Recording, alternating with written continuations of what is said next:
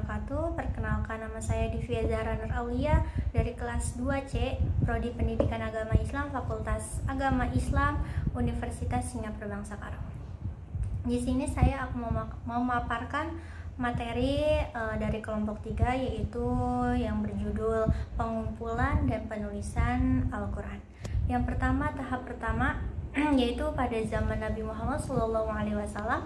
Pada jenjang ini penyandaran pada hafalan lebih banyak daripada penyandaran pada tulisan, karena hafalan para sahabat radhiyallahu anhu sangat kuat dan cepat, di samping sedikitnya orang yang bisa baca tulis dan syaratnya.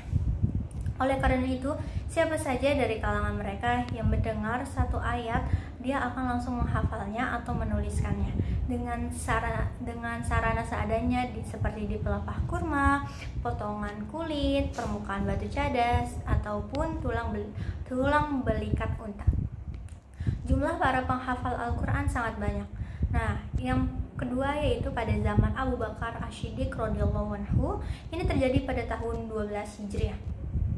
Adapun penyebabnya yaitu saat perang Yamamah, banyak sekali dari kalangan Al-Qurra yang terbunuh, seperti Salim bekas budak Abu Huzaifah. Lalu Abu Bakar memberikan perintah agar mengumpulkan Al-Quran supaya tidak hilang. Dalam kitab Sahih Bukhari disebutkan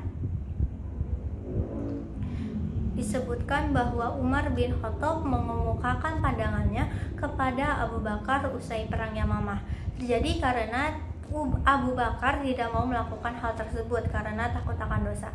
Namun Umar bin Khattab terus-menerus memberikan pandangannya tersebut, sehingga Allah Subhanahu wa taala bukakanlah pintu hati dari Abu Bakar akan hal tersebut.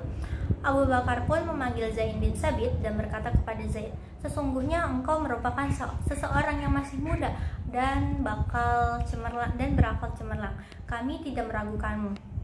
Engkau dulu pernah menulis wahyu untuk Rasulullah, maka sekarang carilah Al-Quran dan kumpulkanlah." Setelah itu Zaid berkata, "Maka aku pun mencari dan mengumpulkan Al-Quran dari pelepah kurma, permukaan batu cadas, dan dari hafalan orang-orang. Mushaf tersebut ini ada di tangan Abu Bakar sampai ia wafat, lalu dipegang oleh Umar sampai ia juga wafat, selanjutnya dipegang oleh Hafsah binti Umar. Kaum muslimin sudah sepakat seluruhnya akan apa yang dilakukan Abu Bakar. Mereka menganggap perbuatan ini sebagai hal yang positif, sebagaimana Ali bin Abi Thalib pun berkata, orang yang paling besar pahalanya pada mushaf Al-Quran adalah Abu Bakar." Nah, yang terakhir adalah tahap yang terjadi pada zaman Utsman bin Affan di tahun 25 Hijriah.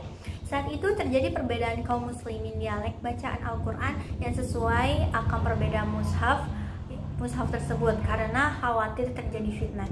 Utsman bin Affan segera memerintahkan pengumpulan mushaf tersebut menjadi satu mushaf, sehingga kaum muslimin bacaannya tidak akan berbeda dan kemudian bertengkar. Nah, perbedaan pengumpulan yang dilakukan oleh Abu Bakar dan Utsman adalah terletak pada tujuannya.